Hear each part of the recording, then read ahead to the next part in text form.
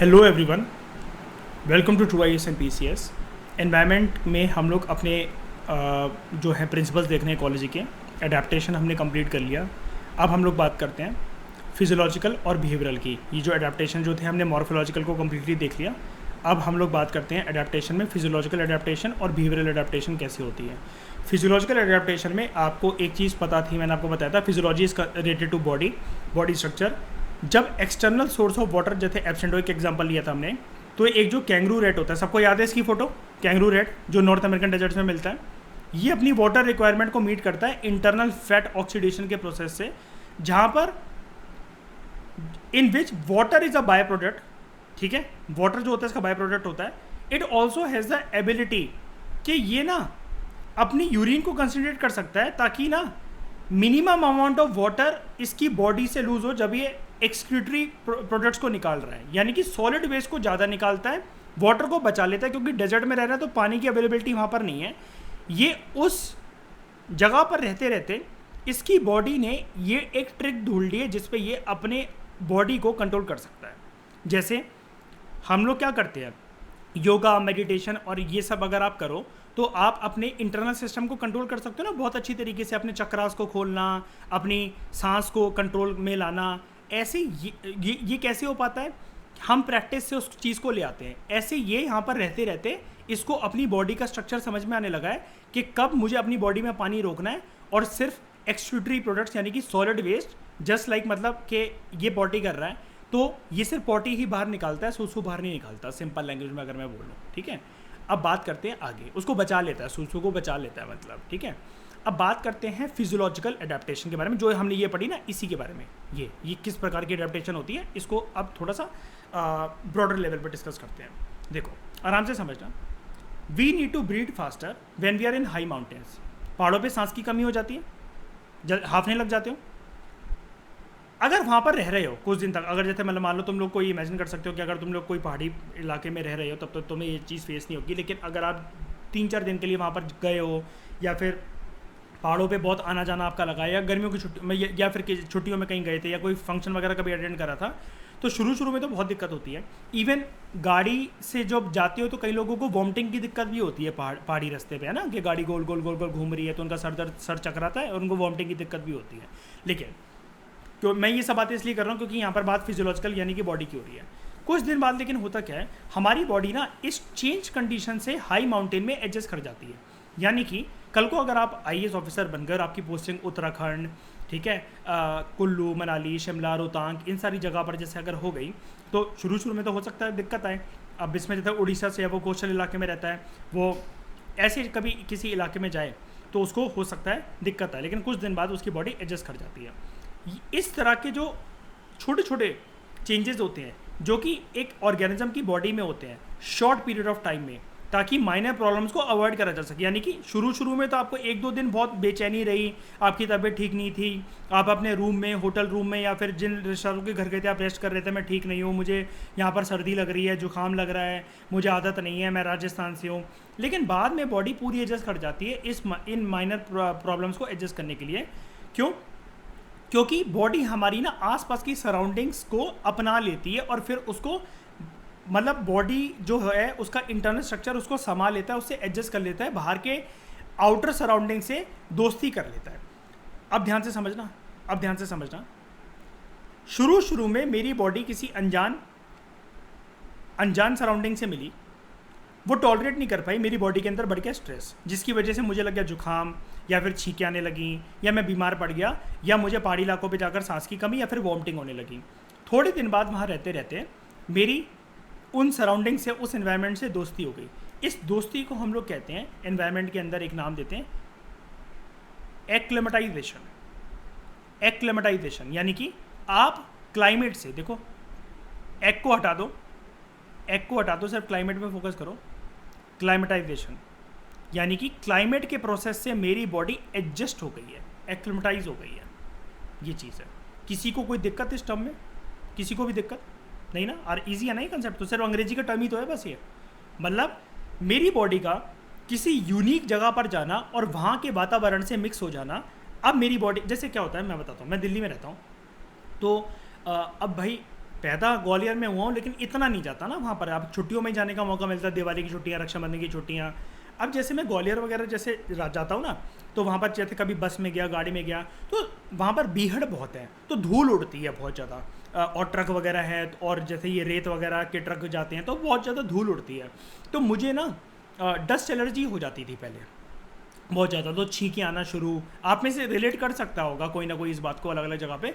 लेकिन हाँ, लेकिन जब मैं फ्रीक्वेंटली वहाँ पर जाना, जब मैंने स्टार्ट कर दिया ना फ्रीक्वेंटली वहाँ पर जाना, तब मुझे ऐसा कुछ भी नहीं होता था। तो मैं क्या कर गया, वहाँ के ग्वालियर के आसपास के वातावरण से मेरी बॉडी एक्लेमेटाइज कर गई। ठीक है।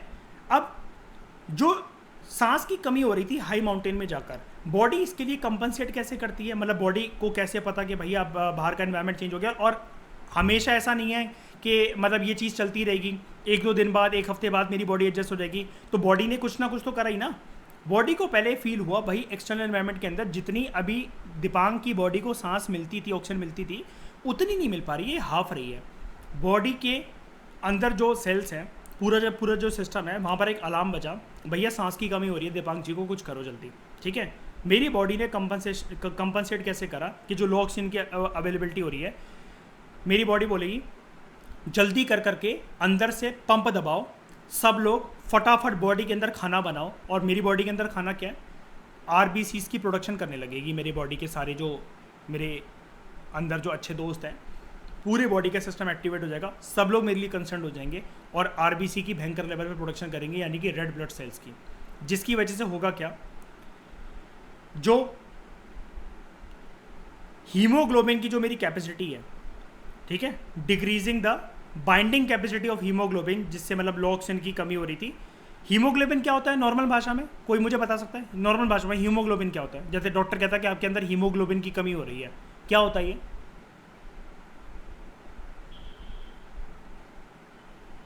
हाँ, वही खून नॉर्मल। ठीक है। अब ये क्या हुआ था कि वहां पर जाकर जो बाइंडिंग कैपेसिटी थी, बाइंडिंग कैपेसिटी, हाँ, ये खून का लेवल जो मतलब जो कम हो जाता है हीमोग्लोबिन में, ये क्या होगा, जैसे आरबीसी की प्रोडक्शन बढ़ेगी, वहाँ पर जाके थोड़ी सी क्या बाइंडिंग कैपेसिटी हो गई थी, बाइंडिंग कैपेसिटी में डिक्रीजिंग हो गई थी हीमोग्लोबिन में, मेरे खून की प्रोडक्शन वहाँ पर जितनी चाहिए थी उतनी नहीं थी वहाँ पर।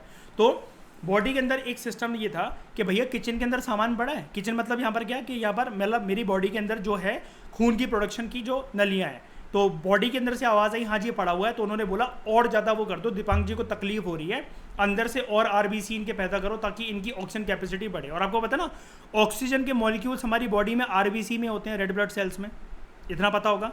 ये लाल कलर का है हमारे ये आरबीसी, इसके अंदर ही O2 मॉलिक्यूल्स होते हैं, ऑक्सीजन मॉलिक्यूल्स।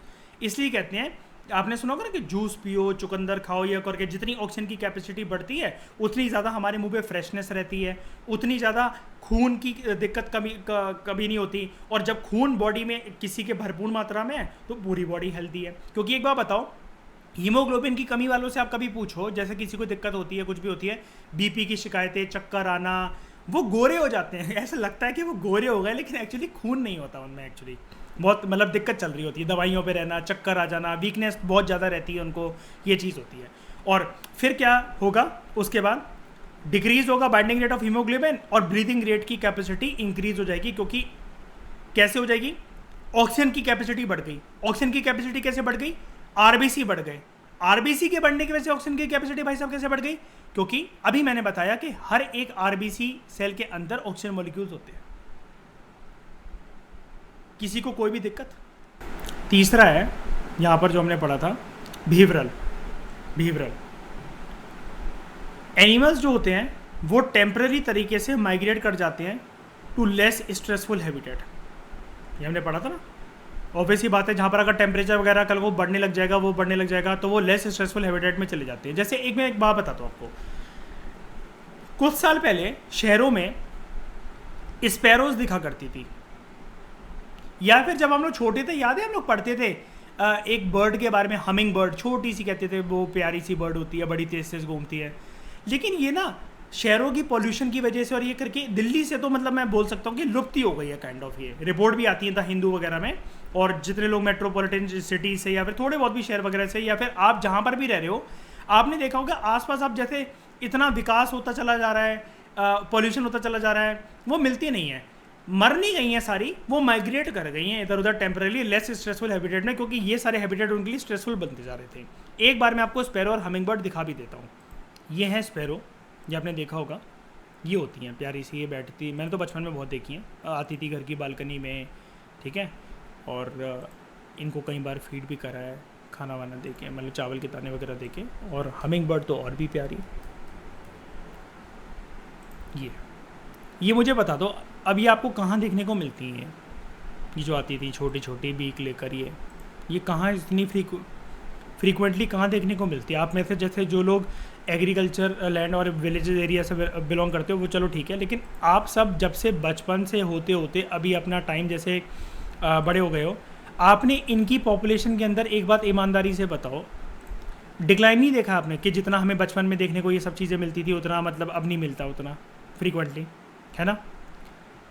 ये क्या कर गए, उनका बिहेवियर ऐसा था, यहाँ पर देखो हमने क्या पढ़ा, ये बिहेवियरल उनका बिहेवियरल एडेप्टेशन उनका ऐसा था कि भैया हर कोई लेस स्ट्रेसफुल एनवायरनमेंट हैबिटेट में जाना पसंद करता है ना। यार एक बात बताओ, आपको 2 कमरे के ऑप्शन दिए जाए कि जून जुलाई का महीना चल रहा है, एक कमरे में एसी चल रहा है और एक कमरे में हीटर चल रहा है, कहाँ जाना पसंद करोगे आप? कहाँ बैठ के पढ़ना पसंद करोगे बताओ? एसी वाले रूम में ना, बस यही चीज़ है, इससे रिलेट कर लो। बिहेवियरल डेजर्ट लिजार्ड जो होती है ना, वो डेजर्ट लिजार्ड के अंदर एक चीज़ लैक होती है, it lacks the physiological ability that mammals have. ये ना they bask in the sun and absorb heat when there, bask in the sense के जैसे सूरज के नीचे मतलब लेट जाना, बिछ जाना थोड़ी देर के लिए, और उसके बाद ये हीट एब्जॉर्ब करते हैं when their body temperature drops, जब इनकी बॉडी का टेम्परेचर ड्रॉप, और टेम्परेचर ड्रॉप होना मतलब ठंडा हो जाना ना, तो ये क्या करती हैं, ये हीट को एब्जॉर्ब करती हैं, बट शेड के अंदर ये मूव कर जाती हैं जब बहुत ज़्यादा टेम्परेचर सूरज की किरणें तब के इनके शरीर पे मतलब ऐसा इनको फील होता है कि जल रही हैं, और जब इस प्रकार से सूरज की भयंकर तरीके से किरण जब इनकी बॉडी पे पड़ना स्टार्ट होती है तपती दोपहरी में या फिर कभी भी, क्योंकि ये बात देखो डेजर्ट लिजार्ड है, ठीक है, तो गर्म हो गया डेजर्ट, जैसे बहुत ज़्यादा लू चल रही है भाई साहब, पूरा का पूरा रेत ऐसी मतलब वो हो रही है, फिर ये शेडी रीजन में मूव करना पसंद करती है। अब मुझे एक बात बताओ, मुझे एक बात बताना, ये वाला काम तो हम भी नहीं करते हैं क्या? मुझे एक बताना, सर्दियों में धूप लेना सबको पसंद होती है, लेकिन आप जैसे क्या होता है जब सर्दियाँ थोड़ी थोड़ी सी जाने लग जाती है, हम क्या कहते हैं भैया, इतना एक वो नहीं होता, बिल्कुल डिस्कम्फर्ट सा नहीं होता कि बहुत ज़्यादा स्वेटर जैकेट अगर वो सब डाल रखें कि फिर अब धूप में बैठे हो भाई, पसीना पसीना सा हो रहा है अंदर से, चुप चुप सी रही है शर्ट और ये जो जितना मैंने स्वेटर वगैरह पहन रखा है, हम लोग फिर एक एक करके उतारते नहीं चलते हैं उसे, अगर बहुत ज़्यादा देर से धूप में बैठे हो तो पसीना नहीं आ जाता माथे के ऊपर अंदर से, या फिर हल्का हल्का सा बॉडी के अंदर स्वेट नहीं आने लग जाता? बताओ, है ना? ये चीज़ हम नहीं करते क्या? फिर हम शेडी रीजन में नहीं करते कि जैसे अब जैसे मतलब मान लो दादी नानी या फिर कोई भी लोग ना पार्क में बैठे हैं सर्दियों में धूप लेने, वो ऊन के गोले से स्वेटर वगैरह बना रहे हैं, जो भी बातें कर रहे हैं अपनी, अब जब बहुत ज़्यादा देर तक धूप में बैठ गए, पूरी बॉडी गर्म हो गई या फिर उनको हल्का सा डिस्कम्फर्ट हो रहा है, वो कहते नहीं है कि चलो यार अब घर चलते हैं, चलो यार बहुत देर हो गई यार, मतलब शेडी रीजन में आ गया, इसका मतलब यही चीज़ है। ये ऑटोमेटिकली उनकी बॉडी नहीं बोलती चलो यार घर चलते हैं, ये क्यों कहते हो? शेडी रीजन, ठीक है। अब जैसे मतलब एक एग्जांपल और देता हूँ, आप समझ जाओगे।